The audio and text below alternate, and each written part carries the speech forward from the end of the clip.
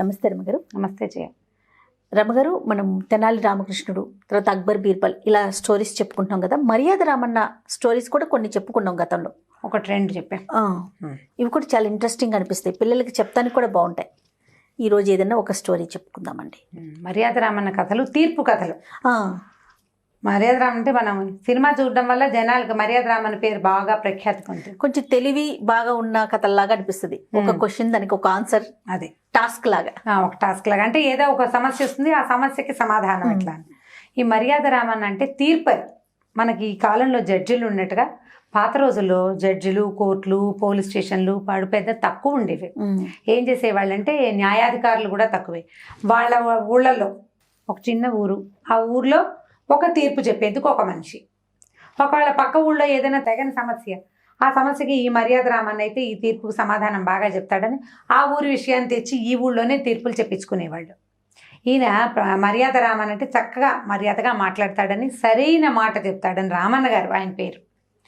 ఆయన చెప్తున్న ఈ ఈ సమాధానాల వల్ల, ఈ తీర్పుల వల్ల ఆయనకు మర్యాద రామన్న అని పేరు వచ్చింది. కథలు బాగుంటాయి, ఆసక్తికరంగా.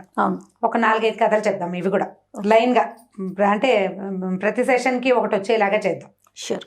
సో ఈ మర్యాద రామన్న కథలు బాగా నా ఫేవరెట్ కథలు 4-5 ఉన్నాయి. ఇది వరకు మనం నీళ్ల వాడకం కథ చెప్పినప్పుడు, అంటే వీడియో చేసినప్పుడు నేను ఈ మాట చెప్పాను. మర్యాద రామన్న కథ చిన్నప్పుడు ఒక 2వ-3వ క్లాసుల్లో పాఠం ఉండేదన్నమాట. 2 ఆడవాళ్ళు పొట్లాడుకుంటారు ఏదో వ్యవహారం మీద. వాళ్ళ నీటి వాడకాన్ని బట్టి వాళ్ళల్లో పొదపరెవరు, అక్కడి నుంచి ఏమనాలి, మన డబ్బులు బాగా వాడేసే వాళ్ళని ఏదో అంటారు, ఖర్చు పెట్టేవాళ్ళు, వాళ్ళు ఎవరు అనేది కనిపెడతాడు ఆయన తెలివిగా. అంటే అబ్జర్వేషన్ తోటి అని చెప్పడం అనమాట. ఓకే. అయితే ఈ కథల్లో ఎట్లా చెప్పారంటే, ఒక పల్లెటూళ్ళలోనట, ఊళ్ళల్లో మనకి ఈ బర్త్ కంట్రోల్స్ అవి ఇది వరకు ఉండేవి కాదు. 2 పిల్లలు అలా ఉండేది కాదు. తామరతంపరగా సంతానం కలుగుతూనే ఉండేవాళ్ళు. సంతానం కలగలేని స్థితి వచ్చేదాకా ఆ 2 ఏళ్ళకి, 3 ఏళ్ళకి, 4 ఏళ్ళకు ఎట్లా అలా పిల్లలు కలుగుతూ ఉండేవాళ్ళు. అందరిళ్లలోనూ 10, 8, 7, 14 అలాగ 14 నిజంగానే ఉండేది. అదేం ఒట్టెంకకి సరదాగా చెప్పేది కాదు. 14 పీపుల్ ఉన్న వాళ్ళు కూడా మన ఇళ్లలో ఉండేవాళ్ళు. అయితేనట ఏమైంది, ఒక సంసారికి చాలా కాలం పిల్లలు కలగల. ఎప్పటికో చాలా కాలానికి, చాలా సంవత్సరాలకి ఆ ఇంట్లో ఒక పిల్లవాడు కలిగాడు. ఈ పిల్లాడు కలిగినప్పుడు ఏమైందంటే, ఆ భార్యకి ఏదో కొంత అనారోగ్యం వచ్చింది, జబ్బు చేసింది. పెద్దగా సహాయం చేసే వాళ్ళు ఎవరు, వీళ్ళకి బాగా వయసు వచ్చాక పిల్లాడు పుట్టాడు. ఆ అమ్మాయి ఆవిడ తల్లి చనిపోయింది. వీళ్ళకి సహాయం చేసే వాళ్ళు ఎవరు లేరు. పక్కింటి ఆవిడతోటి కొంత స్నేహం. పక్క ఆవిడ ఏం చేసేది, వీళ్ళకి హెల్ప్ చేయడానికి వీళ్ళ ఇంట్లోకి వచ్చింది. ఆవిడకి సంతానం లేదు. 2 సమవయస్కులు, దగ్గర వయసు వాళ్ళు. ఈ కలిగిన పనసపండు లాంటి చంటిబిడ్డను చూసేసరికల్లా పక్క ఆవిడకి చాలా ఉత్సాహం వచ్చింది. ఈ కష్టపడి ఇంత కడుపుతో ఉండి ఈ కంఠం కష్టం కదా, ఈ పిల్లాడిని సొంతం చేసుకుంటే బాగుంటుంది. పిల్లాడు చక్కగా పండల్లే బాగున్నాడు. రోజు పోయేది వాళ్ళ ఇంటికి, పిల్లాడికి నీళ్లు పెట్టాను. ఆవిడ కొంచెం జబ్బు చేసింది, బాగా తిరగలేకపోయి లేవలేకపోయేది. ఏదో ఒక దాసి పని చేసేందుకు మనిషి ఉండేది. కానీ ఈవిడ వెళ్ళి, నేను ఉండవే వదినా, నేను పోస్తాను నీళ్ళని, ఈవిడ నీళ్లు పోయటము, పిల్లాడిని ఎత్తుకోవటము చేసేది. వరుసగా ఒక 4-5 నెలలు వచ్చేదాకా ఒకే మనిషి కనపడుతుంటే పిల్లలు 3వ నెల నుంచే ఉంగా అంటా మొదలు పెడతారు. అంటారు, పలకరిస్తే పలుకుతారు. వాళ్ళని చూడంగానే వస్తాను ఎత్తుకోమన్నట్టుగా చేతులు చాపుతారు. 5-6 నెలలు వచ్చేసరికల్లా తల్లి ఎంత అలవాటైందో పక్కింటి ఆవిడ కూడా అంతే అలవాటైపోయింది ఆ పిల్లాడికి. పక్క వాళ్ళు అలవాటు సహజమే కదా, మన ఇంటి పక్క పిల్లలు కూడా మనం అలవాటుగా ఉంటాం. ఎక్కువగా నీళ్లు కూడా మన ఊరికి సాయంత్రాలు పలకరిస్తేనే మనం అలవాటు అవుతాము. నీళ్లు పోసి ఏమైనా బువ్వ పెట్టి పిల్లాడికి తలకాయ జుట్టుకు నెత్తికి నూనె రాసి సాయంకాలం వేసరికి మొహాన బొట్టు పెట్టి చేస్తుంటే ఇంకా స్నేహంగా ఉంటుంది. అయితే ఏమైందంటే, ఓ రోజు పిల్లాడిని ఎక్కడికో ఫంక్షన్కి తీసుకెళ్తాను, మా వాళ్ళంతా వస్తారు, నువ్వు వాళ్ళ ఒంటో బాగోలేదు కదా, నువ్వు రెస్ట్ తీసుకో, పిల్లాడిని ఎత్తుకెళ్తానని పక్కింటి ఆవిడ అడిగింది. ఈవిడికి అట్టే ఓపిక లేదు, పక్క ఆవిడతోటి స్నేహం ఉంది. సంటి పిల్లాడు 4-5 నెలల పిల్లాడిని కాసేపు ఎత్తు తీసుకెళ్తుందిరే, ఎలాగో పైపాల పిల్లాడే కదా అని తల్లి సిమితంగా పడుకుని ఆ పిల్లాడిని పక్కింటి ఆవిడకి అప్పచెప్పింది. పక్క ఆవిడ పిల్లాడిని ఎత్తుకుని వెళ్ళింది. సాయంకాలం అయింది, రాలా. ఈవిడ పిల్లాడి కోసం పరిపాసి పిల్లాడు అన్ని గంటల సేపు కనపడపోతే తల్లి ఆత్రపడదు. భర్తకి చెప్పింది, ఏమంటే పిల్లాడు రాలేదండి, ఆ అమ్మాయి రాలేదంటే. ఆవిడ ఎప్పటికీ రాలేదు. ఒక రోజు గడిచిపోయింది. ఈవిడ లపోదిపో పిల్లాడి కోసం తల్లి బెంగ పెట్టుకోదు. పాలు దాకపోతే ఏమి, పసిబిడ్డ పక్కన ఉండాలి కదా. 2 పూటలు చూశారు, ఇక వెతకడం మొదలు పెట్టారు. ఆవిడ రాలేదు. భర్త లేడు. వీళ్ళకి ఏం చెయ్యాలో తెలియలే. అక్కడి నుంచి చుట్టుపక్కల వాళ్ళు అన్నారు, ఆవిడ పుట్టింటికి వెళ్ళింది, ఫంక్షన్కి ఏదో వెళ్ళింది కదా, పదండి అక్కడికి పోతామని అక్కడికి వెళ్ళారు. అక్కడికి వెళ్ళేసరికల్లా ఇప్పుడు అప్పట్లో ఏంటంటే ఊళ్ళలో ఇళ్ళు పక్కనే ఉండేవి కాదు, మనకు మళ్ళీ కొంచెం దూరంగా ఉండేవి. సరే ఈ దూరపు ఇళ్ళ వాళ్ళు మొత్తానికి వాళ్ళ అమ్మగారు ఊరు ఓ 4-5 చుట్టాలను వేసుకుని వీళ్ళు వెళ్ళేసరికల్లా ఏదో మాట్లాడితే ఆవిడేమంది, వాళ్ళ పిల్లాడిని నేను ఎత్తుకురావటం ఏంటి, నా పిల్లాడే, అందుకే మా వాళ్ళ ఇంటికి వచ్చాను, మా వాళ్ళు పసుపు కుంకం పెడతామంటే పిల్లాడిని ఎత్తుకొచ్చాను అంతే. అనేసరికల్ వీళ్ళు తెలబారు, అదేమిటి ఈవిడ తన పిల్లాడు అంటోంది అంటే, అది కాదు, మీరు ఎప్పుడైనా చూసారా ఆవిడ ఒళ్ళో పిల్లాడు, ఎప్పుడు నేనే కదా ఎత్తుకు తిరుగుతున్నాను, ఆవిడకి జబ్బు చేసింది గదిలో ఉంటుంది, ఈవిడ పిల్లాడిని ఎత్తుకుని ఎండ చూపించడానికి బయటికి తెచ్చేది. ఈవిడ చేతిలోనే పిల్లాడిని చూశారు అందరూ. నేనే కన్నాను, ఊరికే పక్కింట్లో ఉన్నారు తప్పిస్తే నేను పని చేసుకోవడానికి పిల్లాడిని అప్పుడప్పుడు ఆవిడ పక్కలో పడుకోబెట్టాను తప్ప ఆవిడ పిల్లాడు కాదు, వీడు నా పిల్లాడేనంది ఆవిడ. ఇప్పుడు మొదట పిల్లవాడిని కన్నా తల్లి ఏం చేస్తుంది, అసలే జబ్బుది, ఆవిడకి ఓపిక లేదు. ఇప్పుడు ఈ పిల్లాడిని ఆవిడ తీసుకుంటుంది అనేసరికల్లా ఏడవటం మొదలుపెట్టింది. ఏంటి విధాలు అడిగినా ఇప్పుడు తల్లి పిల్లాడికి ఎవరు చేయి తాపితేనే వస్తున్నాడు వాడు, ఈవిడ దగ్గరికి వెళ్తాడు, వాడి దగ్గరికి వెళ్తాడు. ఇప్పుడు తల్లిపాల పిల్లాడు అనుకో, తల్లుల దగ్గరికి చేరే క్రమం వేరేగా ఉంటుంది. వీడు తల్లిపాల పిల్లవాడు కదా, వాడికి అనారోగ్యం కదా, జబ్బు చేసింది, లేటు వయసులో పుట్టిన పిల్లాడు, పైపాల పిల్లవాడు, వాడు తల్లుల దగ్గర చేరే క్రమం వాడికి తెలియదు. అలా ఉంటుందా రమ్మగారు? ఖచ్చితంగా ఉంటుంది. మొదటి రోజు నుంచి ఉగ్గు గిన్నెతోటి పాలు పట్టే పిల్లాడు తెలుసుకోలేకపోతాడు. తల్లుల దగ్గరికి ఆ స్పర్శే అలవాటు తగ్గిపోతుంది కదా వాడికి.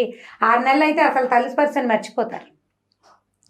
ఈవిడే ఎత్తుకునేది, ఆవిడే ఎత్తుకునేది, ఇద్దరు ఎత్తుకుంటూ ఉండేవాడు. ఆవిడ ఇంట్లో ఎత్తుకునేది, ఈవిడ బయట ఎత్తుకునేది.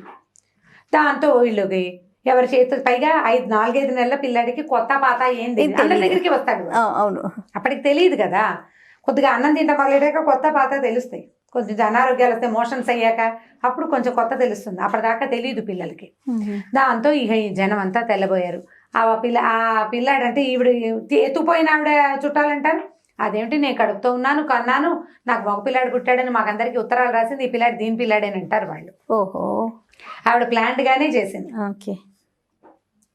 ఇక ఇప్పుడు ఈవిడ లబోది బొమ్మని ఏడుస్తుంది. ఈ భర్త ఏం చేశాడు, ఇట్లా కాదు, పై ఊళ్ళో మర్యాద రామన్ గారు ఉన్నారు, ఆయన తేలుస్తాడు అని ఈ గుంపంతా పోయారు. ఈవిడ 2వ ఆవిడ నేను రానది, నా పిల్లాడు నేను రాను అనేసరికల్లా వీళ్ళు ఏం చేశారు, వీళ్ళ ఊరెళ్ళి అక్కడ రక్షక భట్లకి వాళ్ళకి అంటే ఆ గ్రామాధికారికి చెప్పారు, ఇది గొడవ, మీరు ఏదైనా తేల్చాలంటే మీరు మర్యాద రామన్నే కరెక్ట్, మనం తేల్చేది ఏం లేదని వాళ్ళకి సమన్లు పంపించారు. మర్యాద రామన్ దగ్గర హాజరవ్వాలి, మా పిల్లాడు కాబట్టి నేను రానంటాను, వీళ్ళది నీ మీద అభియోగం ఉంది, వీళ్ళు చెప్తున్నారు ఆ పిల్లాడిని నువ్వు ఎత్తుకుపోయావని, సో రావాల్సిందే. ఇప్పుడు చూస్తే ఇద్దరు చక్కగా లక్షణంగా 45 ఏళ్ళు వచ్చిన పెద్దవాళ్ళు. పిల్లాడు ఆ చంకలోనూ కాసేపు కూర్చుంటాడు, ఈ చంకలోనూ కాసేపు కూర్చుంటాడు, ఏదో ఒక ఎత్తుకుంటే చాలని ఉంది చంటి పిల్లాడికి, వాడికి ఎత్తు మరిగిపోయిన పిల్లాడు వాడు, ఎవరో ఒకళ్ళ దగ్గర ఉంటాడు. సరే మర్యాద రామన్ గారి దగ్గరికి గుంపంతా వెళ్ళేసరికల్లా ఆ మర్యాద రామన్ గారు వాకిట్లో పాలేరు ఉంటాడు. ఇంతమంది వస్తే ఎలాగండి, మనకి ఇక్కడ కావాల్సింది ఏమిటి, పిల్లాడి కోసం వచ్చిన వాళ్ళు 2 తల్లుడు, ఈ తల్లుడు 2 పిల్లాడు తప్పిస్తే మిగిలిన గుంపంతా పొండి అని తరిమేశారు. పిల్లాడిని ఎత్తు నుంచున్నారు ఆడవాళ్ళు 2. అప్పుడు నా పిల్లాడండి, కాదండి నేనే కడుపు 10 నెలలు మోసి కన్నానంటుంది ఆవిడ, నేనే కన్నానంటుంది 2వ ఆవిడ, నేను ఎన్ని నొప్పులు పడ్డానో అంటుంది ఆవిడ. ఇక ఈ కొట్లాట ఎప్పటికీ తేలలేదు. సరే ఈయన ఏం చేశారంటే, అలాగేనమ్మా కాసేపు చేరుకో ముద్ద అన్నం తినండి అంటే, పిల్లాడిని దాని దగ్గర ఉంటే నాకేం అన్నం సహిస్తుంది బాబు అంటుంది ఒక ఆవిడ. అసలు నేను అన్నం తిని 3 రోజులు అయిందంటుంది 2వ ఆవిడ. పిల్లాడు తీసేసుకుంటారేమన్న బెంగతోటి. ఇప్పుడు ఈ 2 పాయింట్లు బాగానే ఉన్నాయి. సరైన పాయింట్ ఏం చేయాలి, ఈయన ఏం చేశారంటే, ఎందుకు వచ్చిందా కదా 2 ముక్కలు చేసి ఓ ముక్క దానికి ఓ ముక్క దీనికి ఇచ్చేస్తే సరిపోతుంది. ఇప్పుడు సగాన్ని చేసామనుకో, తల ఒకళ్ళకి కాళ్ళకొకళ్ళకి ఇస్తే ఎట్లా, అందుకని నిలువుగా చీరేస్తే శుభ్రంగా మొత్తం సగం అయిపోతాడు పిల్లాడు. చెరొక సగం సగం తల సగం బాడీ, ఒక కాలు ఓ చెయ్యి ఆవిడికి, 2వ కాలు చెయ్యి ఈవిడికి, ఓ కన్ను మూతి అన్ని ముక్కు మూతి వన్నే కదా, హాఫ్ అవుతాయి, చెరుకో చెవి వస్తుంది, చక్కగా సరిపోతుంది. అరే ఇవ్వండి ఎవరినో పిలవండి రా, తలారిని పిలవండి, నైస్గా తెగాలి పిల్లాడు, హాఫ్, ఒక ముక్క ఎక్కువ ఒక ముక్క తక్కువ కాకూడదు. బాగుంది కదా తీర్పు. జనం అంతా నిర్ఘాంతపోయారు. బయట ఉన్న లోపల ఉన్న వాళ్ళు ఎవరు ఒక 5-6 ఉన్నారు. ఈ తల్లులు 2 తెల్లబోయారు. ఈ 2వ ఆవిడకి ఏంటంటే, తనకి పిల్లాడు ఉన్నా లేకపోయినా పక్కింటి ఆవిడకు ఉండకూడదు, పక్క ఆవిడ పిల్లాన్ని తీసుకోవాలనుకుంది. ఈవిడ పిల్లాడు కాదు కదా, ఈవిడ బోర్మని ఏడ్చింది, బాబు అసలు ముక్కలుగా కత్తిరిచ్చేస్తే పిల్లాడేమవుతాడండి, నాకు వద్దులే పోని, అసలు పుట్టలేదు అనుకుంటాను, ఆవిడకి ఇచ్చేసేయండి, పిల్లాడిని ఏం చెయ్యొద్దు. వాడు ఏం చేశాడు, తలారి వచ్చి పెద్ద కత్తి తెచ్చాడు, నైస్గా తెగాలి కదా, ముక్క చెక్క కాకూడదు. సమానంగా తెగాలంటే కత్తి పదును పెట్టిస్తున్నారు. ఆ పదునైన కత్తి ఈ పిల్లాడి మీద పడుతుంది అనగానే తల్లి ఓర్చుకోలేకపోయింది. ఇప్పుడు కడుపు తీపి ఎవరికి తెలుస్తుంది? కన్న వాళ్ళకే తెలుస్తుంది. కనందానికి ఏం తెలుస్తుంది? నొప్పి తెలియదు కదా. ఆవిడ మాట్లాడకుండా ఊరుకుంది. ఈవిడ మాత్రం లబోది బొమ్మని ఏడ్చింది. బాబు ఇస్తే ఇచ్చేసేయండి, పిల్లాడు లేకపోతే పీడా పోయి ఎక్కడో చోట బతుకుంటాడు, పోనీ ఆవిడ సరదైన తీరునివ్వండి, పిల్లాడు ఉంటే చాలు, వాడు క్షేమంగా ఎక్కడో చోట పిల్లాడు ఉంటే చాలు, అసలు గొడ్డు బతుకైనా పర్వాలేదు, అదే నయం. కానీ నా పిల్లాడికి ఏమి కత్తిగాట్లు అవి పెట్టద్దు నాయన, మీకు మీ తీర్పుకి ఏవో దండము, నాకు వద్దు, నేను ఈ అభియోగాన్ని ఉపసంహరించుకుంటాను, నేను వెళ్ళిపోతాను, పిల్లాడిని మాత్రం ఏమీ చెయ్యొద్దు అనగానే ఏం చేశారు, ఆ కత్తి తీసి అరే ఈ రెండో ఆవిడ పిల్లాడిని ఎత్తుకుందే ఆవిడ మెడ మీద పెట్టరా అన్నాడు. వీడేం చేశాడు, ఆ పిల్లాడిని ఒక పనివాడు తీసేసుకున్నాడు. ఈవిడెళ్ళి కత్తి మెడ కానించాడు. నిజం చెప్తావా మెడ ఉత్తరించేయమన్నావా అనగానే బాబు నిజమే చెప్తానండి, ఈ పిల్లాడు కమలమ్మకు పుట్టిన కొడుకేనండి, కాకపోతే నాకు ఆశ పుట్టింది, నాకు సంతానం లేదు, ఇంకా పిల్లలు పుట్టరు, ఎట్లాగూ కమలమ్మకి ఏదో లేక కలిగాడు, పిల్లాడిని తీసేసుకుంటే ఆమెకి ఇంకోటి కొడుకు పుడతాడులే అని అనుకున్నాను అని చెప్పింది. చెప్పంగానే జనాలు బయట నుంచి వచ్చిన వాళ్ళందరూ చప్పట్లు కొట్టి ఎంత బాగా చెప్పారండి, ఎంత సింపుల్గా, ఏమి ఇంకా గొడవ లేవు, దీని మీద ఏమి తగాదా లేవు, ఒకే ఒక వాక్యంతో ఆ తల్లి ఎవరు, తల్లి కాంది ఎవరు సులువుగా తెలిసేసుకున్నారు. కడుపు తీపి కన్న వాళ్ళకి తెలుస్తుంది, లేని వాళ్ళకి తెలియదు కదా. దాంతో ఈ రామన్న గారికి ఖ్యాతి విపరీతమైన పేరు వచ్చిందట ఆయనకి ఈ తీర్పుతోటి. నిజమైన తల్లి ఎవరు, నిజమైన తల్లులు ఎవరు, తన పిల్లాడికి ఏదైనా చిన్న ఆపద వచ్చినా సహించలేరు. అది ఎదుటి పిల్లాడి మీద మనకేం ఉండదు, అయ్యో పాపం అనుకుంటాం, కానీ మన ప్రాణం పడిపోయినంత బాధ కలగదు మనకి. అయ్యో పాపం ఏమ కనబిడ్డో అలా జాలి పెడతాం, అంతేగాని మన పిల్లాడికి అయితే లబోదిబోమని పోము, మనం ప్రాణం పోతుంది. మన సొంత బిడ్డకి కలిగితే చిన్న గాయం కలిగిన తల్లులకి కలిగే నొప్పి ఏమిటి అనేది తెలిసిన రామన్న గారు ఇచ్చిన ఈ తీర్పు చాలా ప్రఖ్యాతమైన తీర్పు. తల్లి సహజ గుణం, తల్లి సహజ గుణం కదా. నీకు జంతువులు కూడా, అవును రమ్మగారు, మనుషులు కాదు జంతువులు కూడా తమ పిల్లల్ని కాపాడాలని భావిస్తాయి. సో ఈ కథని మర్యాద రామన్న గారి కథలో మొదటి ఒకటని చెప్పాం, కానీ ఇది స్టార్ట్అప్ అనుకోండి, ఇది మొదటిది. ఇక్కడ నుంచి ఇంకొక 4 కథలు చెప్తాం. ఓకే పోనీలేండి, ఫస్ట్ తీసేసారు. ఓకే రమ్మగారు, ఇంకొక స్టోరీతో మళ్ళీ కలుద్దాం. నమస్తే. జయ నమస్తే. ఈ వీడియో కనుక మీకు నచ్చినట్లయితే లైక్ చేయండి, షేర్ చేయండి. మరిన్ని వీడియోస్ కోసం మా ఛానల్ని సబ్స్క్రైబ్ చేసుకోండి.